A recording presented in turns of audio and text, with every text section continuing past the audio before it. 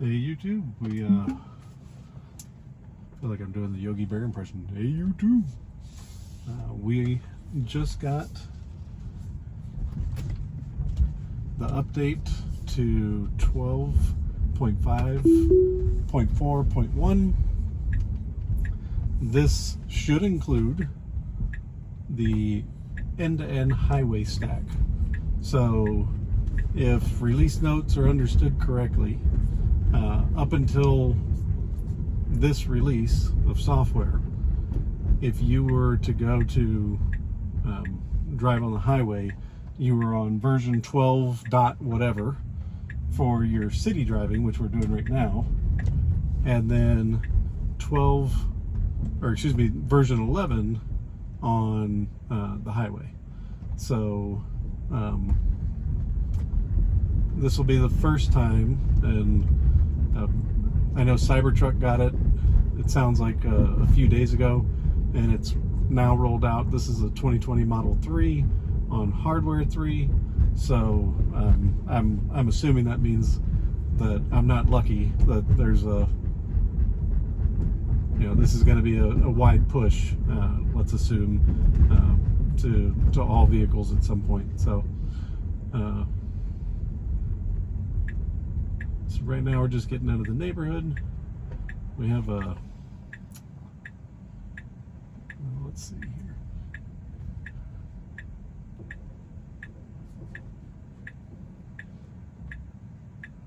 Not exactly thrilled with this. Right now we're like a quarter of the way into the oncoming traffic lane because it's hanging out here to see. There was no cars coming from the other side, so I didn't reverse and just kind of let it do its thing. But that, truthfully, that's a new behavior that started with 12.5 that I don't like. It's you don't stick your nose out like that and then hang out so inconsistently waiting for that particular left-hand turn.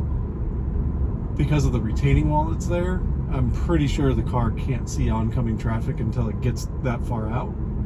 But then the problem is you're too far out, and if there's traffic coming in from the other direction, or starts to come from the other direction, then you're in a bad spot because you're blocking traffic. So first strike, but that strike is against 12.5 in general, not necessarily unique to this latest version. So hopefully they get that resolved. It shouldn't. I think it could creep forward and not be in the intersection and still get line of sight without getting that far forward. It used to do it in the past with no issues, so I don't know why it's pushing that far forward into the intersection on 12.5. Okay, so kind of back roads out. This is going to take us out to, for those that are familiar with the St. Louis area, it's going to take us out to 94. 94 will take us out to 6440, and then we'll be traveling down 6440. I'm actually trying to get it to take us down towards not the Tesla service center, but I'm actually trying to get it to take us down towards where Tesla keeps their overflow of inventory. So just an opportunity while we're doing this drive to get some highway miles, see if we notice any difference in behaviors, as well as maybe take a look at inventory real quickly and compare it to what I've seen out there in the recent past. So not sure how much longer that lot's going to be available to Tesla though for inventory, because they're about to demolish, if they haven't already, I don't even know, they're about to demolish the mall that they're using, and it's going to become a whole different type of project and outdoor space / office area, etc. So be very curious to see what's happened with that at this point, and if we're even going to be able to see some inventory. All right, so we're pulling forward to the stop, and not bad. Usually it actually would be a little bit more hesitant than it was there. There was a big enough gap to go, and it obviously took it. I think prior versions I would have noticed a little bit more stutter there, so that was actually kind of nice. Makes me a little nervous, though, to be honest. If you notice me putting my hands towards the wheel, etc. Just because the very first experience was going into the intersection, so I didn't want to repeat that experience on a busy road and have the front end of my car get clipped. So far behaviors are as normal. You know, been busy enough traffic, etc. that can't say I can comment on the speed and if it's handling speed appropriately.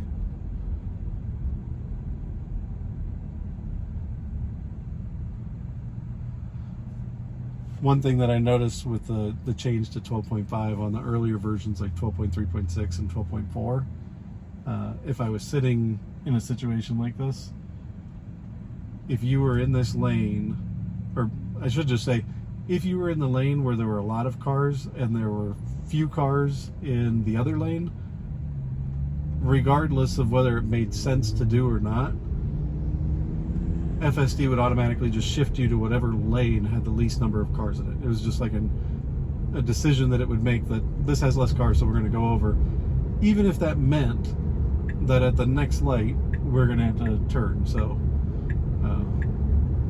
again, we'll see. It's going to go around traffic here, but in 1 mile we need to get back over to the right lane so that we can get on the interstate. So we'll see if it manages to do this cleanly.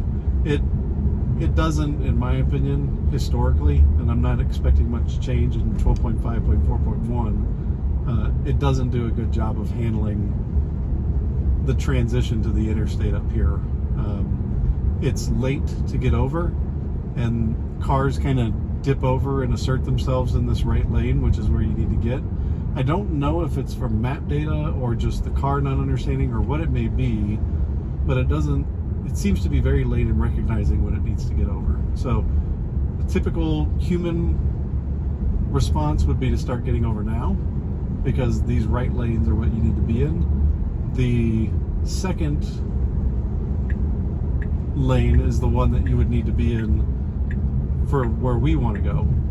The other lane, as you see, is just about to go on. So we don't have any traffic really affecting us. So it's managing this okay.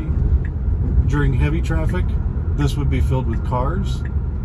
And so you'd be basically at the mercy of somebody being nice to you to let you over to get on the interstate. And it's 3 o'clock on a Friday afternoon, and we're going into the city rather than away from the city. So if there is any traffic at 3 o'clock in the afternoon on a Friday, it's going to be heading back out this way, out to the suburbs. So a little drifty on that turn. In other words, like, had there been a car in the lane we just moved into, like, that would have made them very uncomfortable, because we would have basically been hugging the left side of the on-ramp. So not horrible, but it'd be better if it was kind of staying a little bit more into the center of the lane, I think, for most people to be comfortable, including oncoming traffic. One thing I've noticed so far, if you watched any of my other videos on the last update, I told you it was like some jitteriness where it felt like the car was constantly kind of fiddling with the accelerator, just little off and on, like it was just tap go, tap go, tap go. So you could kind of feel these nuanced accelerations and slowdowns, something that I don't know that would show up on the speedometer, but you just feel it in your body, especially with regenerative braking on. You kind of get that sense. So far on this drive, I haven't noticed it. And usually full self-driving has been much better. So, as it stands right now,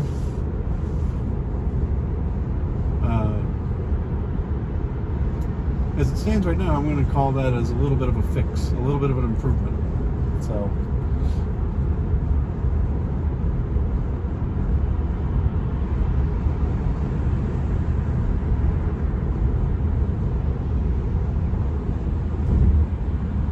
not sure why it's so comfortable drifting on these turns towards the, instead of staying in the center of the lane, it is just drifting a tad. Not horrible, but it's just kind of like it'd make you feel a little bit more confident if it was staying centered.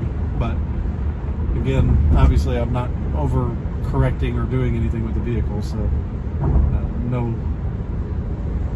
need to get ourselves wound up or call it an issue. I'm going to bump up the speed a little bit. It's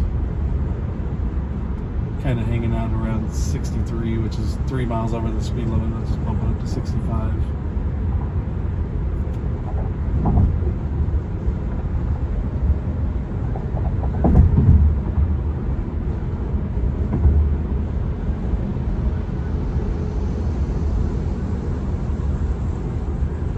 So far, fairly uneventful.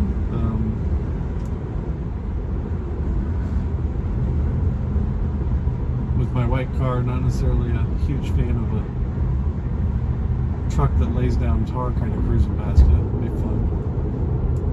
I don't know how many of you have ever had like tar splash up on your car, but never really a enjoyable thing to try and get that off your vehicle.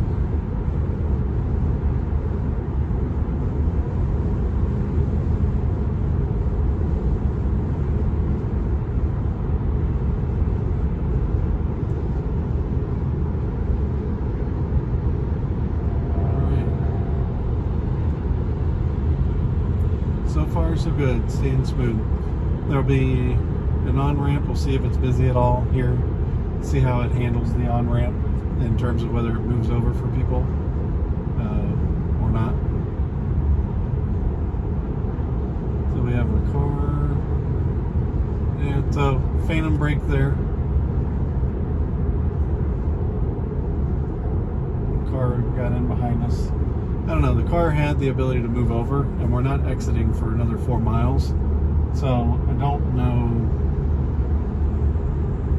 Like on one hand, I've got the speed set to 65, so technically we should stay in the slow lanes, but by the same token, no reason we couldn't have moved over for that car.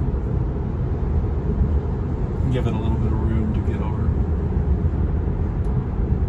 So other than it kind of doing a phantom brake because it was trying to make up its mind on how to deal with that blue Toyota, which I don't know whether you could see it in the frame or see it here, but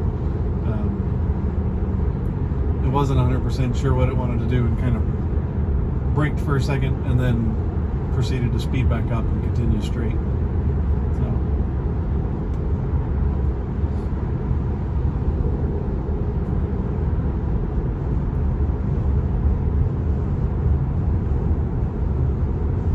Actually thinking about stopping at this Jim Butler Kia. They got a Model Y that has the full self-driving package on it. Just curious to see the condition of it, but just more out of curiosity. Alright, so it's slowed down a little bit.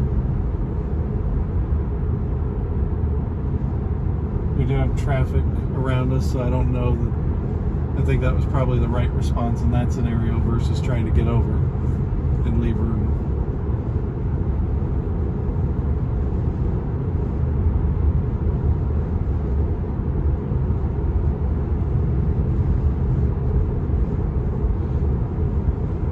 I feel the cars shift back and forth, but to be honest with you, it's I'm not going to call it a super windy day, but I'll call it a gusty day. We've got nice consistent soft winds, but then we get some heavy gusts that are kicking through, and so I think those gusts are doing a pretty good job of kind of pushing the car a little bit every now and then.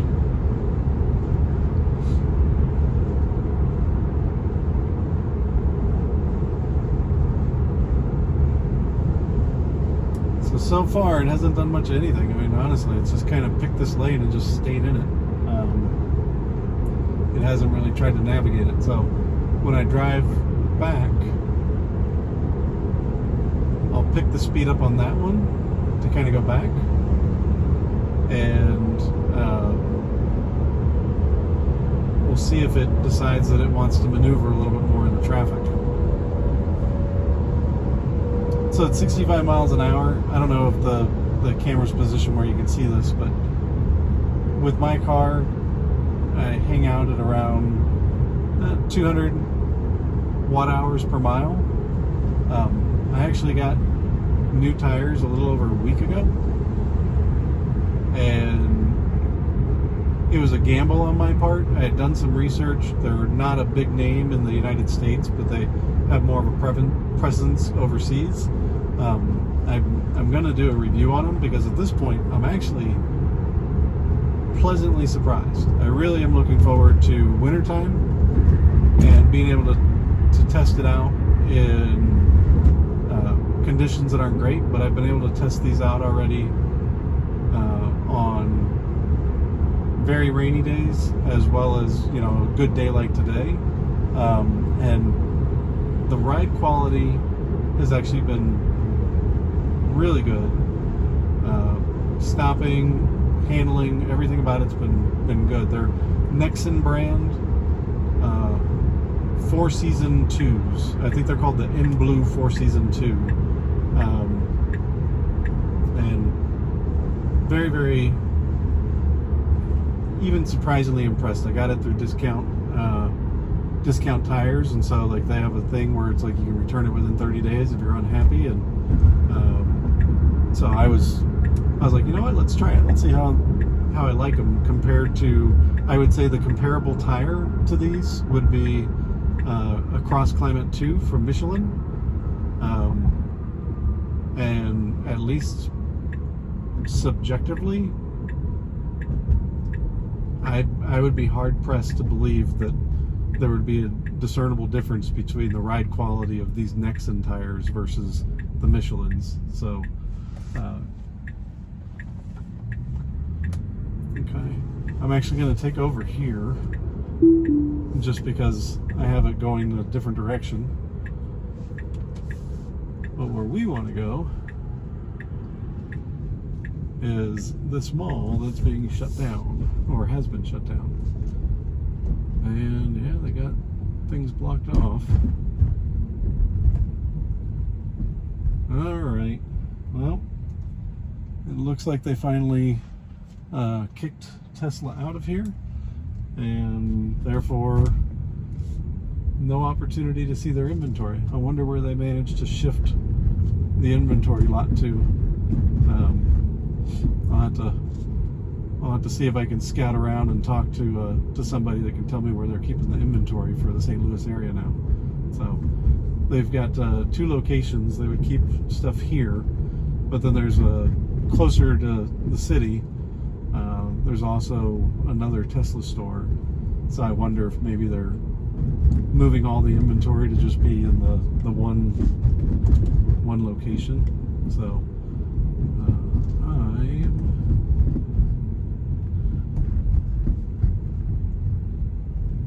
this way just a little bit, and we'll start the second journey. I'll do that as a separate video, just to try and keep these in manageable bite-size pieces. So thanks for watching, and I'll see if I can get the next one going.